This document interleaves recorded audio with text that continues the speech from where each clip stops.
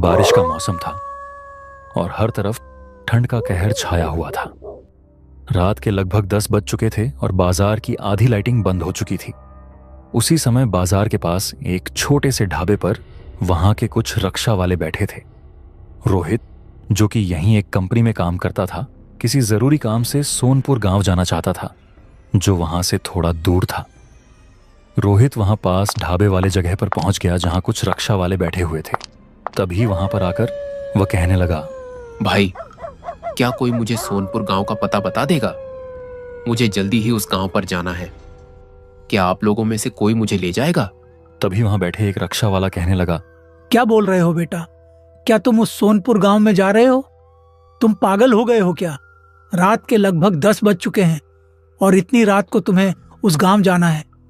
माफ करना बेटा, लेकिन इस वक्त तुम्हें कोई भी उस गांव नहीं छोड़ सकता। हाँ बेटा, इस वक्त तुम उस गांव जाने का तो भूल ही जाओ। तुम अभी घर वापस चले जाओ और सुबह उस गांव चले जाना। लेकिन भाई, मुझे तो किसी भी सूरत में उस गांव अभी जाना है। तो बेटा, यहाँ पर इस वक्त किसी का भी रक्षा वाला उस गांव जाने को नहीं मिलेगा। अगर तुम्हें उस गांव जाना ही है तो तुम्हें अकेले ही जाना होगा। हम में से कोई भी तुम्हें उस गांव नहीं छोड़ेगा। तभी वहां पर एक रक्षा वाला अपनी रक्षा लेकर वहां आने लगता है और जैसे ही वह उस ढाबे के पास रुकता है, तभी रोहित उस आदमी से कहने लगता है, भाई, मुझे सोनपुर जाना है। क्या आप मुझे वहां ले जाएंगे? बेटा, इस वक्त सोनपुर गांव जाना मुमकिन नहीं है। इतनी रात को उस गांव जाना ठीक नहीं है बेटा। क्या हुआ भाई? लेकिन सोनपुर गांव क्यों नहीं जा सकते? क्या है उस गांव में? क्या उस गांव का रास्ता खतरनाक है? बेटा, वहां का रास्ता तो खराब नहीं है, लेकिन तुम्हारी किस्मत जरूर खराब है। उस गांव में इस वक्त जाना बिल्कुल ठीक नहीं है। सोनापुर गांव में रात के इस समय जाना सही नहीं माना जाता। तुम ऐसा करो कि उसके साथ वाले गांव में अभी रुक जाओ। मैं तुम्हें वहां पहुंचा दूंगा।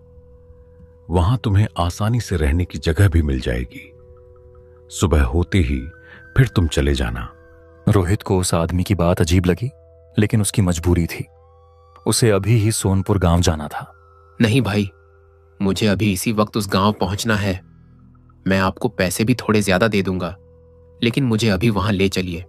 ठीक है बेटा, मैं अभी तुम्हें उस गांव तक पहुंचा दूंगा, लेकिन मेरी एक बात याद रखना कि रात में हर रास्ते पर हर बार सिर्फ इंसान ही नहीं निकलते।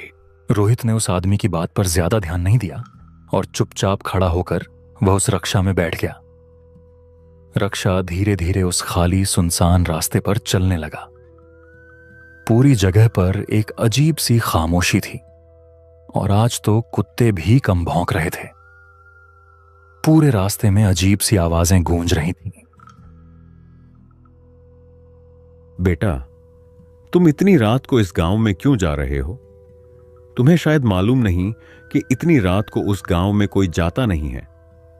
मुझे रक्षा चलाते हुए आज 20 साल हो गए हैं, लेकिन मैंने अब तक सिर्फ एक ही आदमी देखा है जो उस गांव में इतनी रात को अकेले जा रहा है, और वह आदमी तुम हो। लेकिन भाई, मुझे यह समझ नहीं आ रहा है कि इस सोनपुर गांव जाने के लिए कोई भी रक्षा वाला तैयार क्यों नहीं होता, क्यों नहीं जाता? आखिर ऐसा क्या है उस गांव में? बेटा, वह तो मुझे भी पता नहीं है कि उस गांव में क्या है, लेकिन बहुत से लोग कहते हैं कि रात के वक्त उस गांव की तरफ जाना अपने आप को खुद कुएं में फेंकने के बराबर है। और फिर चलते चलते लगभग थोड़े समय बाद वह रक्षा सोनपुर के साथ वाले गांव में रुक गया। बेटा, मैं आखिरी बार तुमसे कह रहा हूं कि अभी इसी गांव में ही उतर जाओ। यहां पर तुम्हें साथ में ही कोई ठहरने की जगह मिल जाएगी। रात गुजर जाने दो, फिर सुबह होते ही तुम सोनपुर गांव चले जाना। नहीं भाई, मुझे अभी आप सोनपुर गांव ही ले जाइए। मुझे अभी वहां पहुंचना है। आप मेरी फिक्र मत कीजिए। ठीक है बेटा, लेकिन आगे जंगल वाला रास्ता आएगा। मैं सोनपुर गांव के दरवाजे तक नहीं जाऊंगा। मैं तुम्हें वहीं उतार दूंगा। वहां से आगे तुम्हें खुद पैदल जाना होगा। ठीक है भाई, मुझे बस सोनपुर गांव के दरवाजे तक छोड़ दो। मैं वहां से खुद चला जाऊंगा। कुछ देर बाद रक्षा एक सुनसान कच्चे रास्ते पर चल पड़ा। रास्ता इतना सुनसान था कि उस वक्त वहां न कोई इंसान था और न ही कोई गाड़ी। अब रात के 1 बज चुके थे और चारों तरफ से अजीब सी आवाजें आ रही थीं। ऐसा लग रहा था जैसे कोई उस रक्षा को रोकने की कोशिश कर रहा हो। फिर थोड़ी देर बाद रक्षा सोनपुर गांव के दरवाजे तक पहुंचने लगा। देखो बेटा, ये लो, सोनपुर गांव के नजदीक हम पहुंच गए हैं। अब इसके पास में ही सोनपुर गांव होगा। बस अब तुम अपनी हिफाजत कर लेना। बस तुम अच्छे से उस गांव पहुंच जाओ। ये कहते ही उस आदमी ने एकदम से रक्षा घुमा लिया और वहां से जल्दी जल्दी जाने लगा। रोहित उसे आवाज़ें लगा रहा था, लेकिन उसने एक बार भी पीछे मुड़कर नहीं देखा। अब उस जगह पर रोहित बिल्कुल अकेला था। उसके आसपास ऊंचे ऊंचे पेड़ थे और बस एक अजीब सा डर का माहौल था। रोहित ने ज्यादा कुछ नहीं सोचा और बस वहां से आगे बढ़ने लगा। थोड़ी दूर चलते चलते उसे वहां एक पुराना सा ढाबा नजर आया। वह ढाबा बहुत ही सुनसान था। वहां एक लकड़ी की बेंच पड़ी थी जिस पर रोहित एकदम से लेट गया। रोहित बहुत ज्यादा थक चुका था। लगभग थोड़ी देर आराम करने के बाद रोहित को किसी के चलने की आवाजें आने लगीं। रोहित एकदम से उठकर खड़ा हो गया और तभी सामने से एक अजीब सा आदमी धीरे धीरे आगे आता हुआ दिखाई दिया। भाई रुको, क्या आप सोनपुर गांव जा रहे हो? क्या हुआ? तुम मुझसे ये क्यों पूछ रहे हो? भाई, मुझे सोनपुर जाना है जरूरी काम से। अगर आप सोनपुर गांव जा रहे हो तो मुझे साथ ले चलो। अच्छा, लेकिन अगर मेरे साथ चलना है और जाना है तो मेरी कुछ बातें तुम्हें माननी पड़ेंगी, नहीं तो शायद तुम्हारी सुबह भी ना हो। रोहित अब थोड़ा सा डर गया, लेकिन वह सोनपुर गांव हर हाल में जाना चाहता था और उसने उस आदमी को हां कर दी। ठीक है भाई, आप जो कहेंगे मैं वो करूंगा। बस मुझे अपने साथ सोनपुर गांव ले चलो। तो फिर सही है, चलो मेरे साथ। बस मेरे पीछे पीछे चलते जाओ और हाँ, गलती से भी पीछे मुड़कर मत देखना। लेकिन क्यों भाई? क्या हो जाएगा अगर मैंने पीछे मुड़कर देख लिया तो?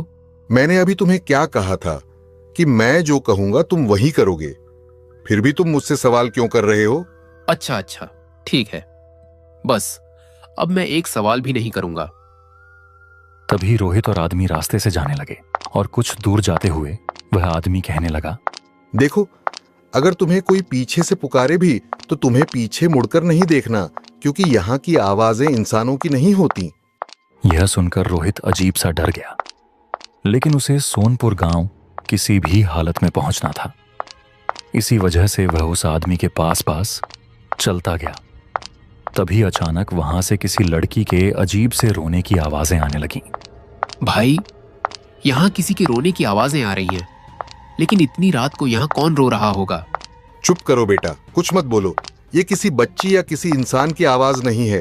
ये तो वो छलावे हैं जो रात को अपना शिकार ढूंढते हैं। यह सुनकर रोहित बहुत घबरा जाता है, लेकिन वह बस उस आदमी के पीछे पीछे ही चलता रहा। कुछ ही देर में वे दोनों सोनपुर गांव के अंदर पहुंच जाते हैं। ये लो बेटा, मैंने तुम्हें यहां पहुंचा दिया। अब आगे तुम्हारी अपनी मंजिल है। अब मैं जा रहा हूं। यह कहते ही वह आदमी एकदम से गायब सा हो गया। यह देखकर रोहित घबरा गया। थोड़ी देर बाद जैसे ही उसने गांव के अंदर कदम रखा, उसे सब कुछ अजीब लगने लगा। उसे एक अजीब सी बदबू आने लगी। गांव के घर बेहद पुराने और डरावने लग रहे थे। हर घर का दरवाजा जोर से बंद था। सोनपुर गांव की गलियां बिल्कुल सुनसान थीं। न किसी जानवर की आवाज, न ही उस वक्त कोई इंसान नजर आ रहा था। चलते चलते रोहित एक घर के पास रुका और उसने दरवाजा खटखटाया। सुनिए, क्या यहाँ कोई है? मैं पास वाले शहर से आया हूं। मुझे इस रात के लिए रहने की जगह दे दीजिए प्लीज। अंदर से कोई भी जवाब नहीं आया, लेकिन रोहित ने महसूस किया कि अंदर कोई खड़ा है और चुपचाप उसकी बातें सुन रहा है, मगर दरवाजा नहीं खोल रहा। तभी रोहित आगे बढ़ने लगा और चलते चलते उसे सामने एक जगह पर एक बूढ़ा आदमी बैठा हुआ नजर आया। रोहित उसके पास गया और कहने लगा, चाचा, मेरा नाम रोहित है और मैं किसी जरूरी काम से यहाँ आया हूँ। बूढ़े ने धीरे से गर्दन घुमाई और उसकी आंखें बहुत ही अजीब और खौफनाक थीं। कुछ देर तक वह रोहित को अजीब नजर से घूरता रहा। फिर थोड़ी देर बाद कहने लगा, अरे बेटा, शरीफत से वापस चले जाओ। ये जगह इंसानों के लिए नहीं है। चाचा, मैं वापस नहीं जा सकता। मैं एक बहुत ही जरूरी काम से यहां आया हूं और वह काम करके ही जाऊंगा। हमारे ऑफिस का एक आदमी 2 दिन पहले यहां कुछ रिकॉर्ड करने आया था। रोहित ने जैसे ही यह बोला तभी वह बूढ़ा आदमी खड़ा हो गया। उसने घबराकर रोहित से कहा, अच्छा, तो तुम उस आदमी की बात कर रहे हो जो कुछ दिन पहले यहाँ कुछ जानकारी इकट्ठा करने आया था? हाँ हाँ चाचा, वही आदमी। वह इस सोनपुर गांव के बारे में कुछ जानने आया था। वह कहाँ मिलेगा उसका पता नहीं चल रहा। क्या आप उसे जानते हैं? बूढ़े आदमी ने थोड़ा इधर उधर देखा, जैसे उसे किसी बात का खौफ हो कि कहीं उनकी बातें कोई सुन तो नहीं रहा। फिर डर के साथ वह कहने लगा, बेटा, तुम्हारे ऑफिस वाला वह आदमी यहाँ आया था और वह काली रात थी। वो मेरे ही घर पर ठहरा हुआ था। मैंने उससे कहा था कि रात के 12 बजे के बाद अगर कोई भी दरवाजा खटखटाए तो उसे देखने के लिए बाहर मत जाना। लेकिन उसने मेरी बात नहीं मानी और रात के 12 बजे के बाद घर से निकल गया। उसके बाद फिर उसका कोई पता नहीं चला। लेकिन ऐसा कैसे हो सकता है? अगर वह आदमी यहां कहीं गुम हो गया था तो फिर किसी ने पुलिस को क्यों नहीं बताया? पुलिस बेटा, यहां कोई पुलिस नहीं आती। और वह आदमी यहां गुम नहीं हुआ था, बल्कि यहां की काली रात ने उसे घेर लिया था। यहां रात के 12 बजे के बाद लोग घूमते नहीं हैं, बल्कि किसी का शिकार बन जाते हैं। रोहित को उस आदमी की बातों पर बिल्कुल भी यकीन नहीं हुआ। उसे लगा कि शायद यह बूढ़ा आदमी किसी वजह से झूठ बोल रहा है। अच्छा चाचा, मैं अभी उसे इस गांव के हर कोने में ढूंढने जाता हूं। शायद वह मुझे मिल जाए। यह सुनकर वह बूढ़ा आदमी और भी डर गया। अच्छा बेटा, तुम्हारी मर्जी, लेकिन तुम सिर्फ आज मेरे घर पर ही रुक जाओ। सुबह उसे ढूंढने चले जाना, अगर तुम सुबह तक जिंदा रहे तो।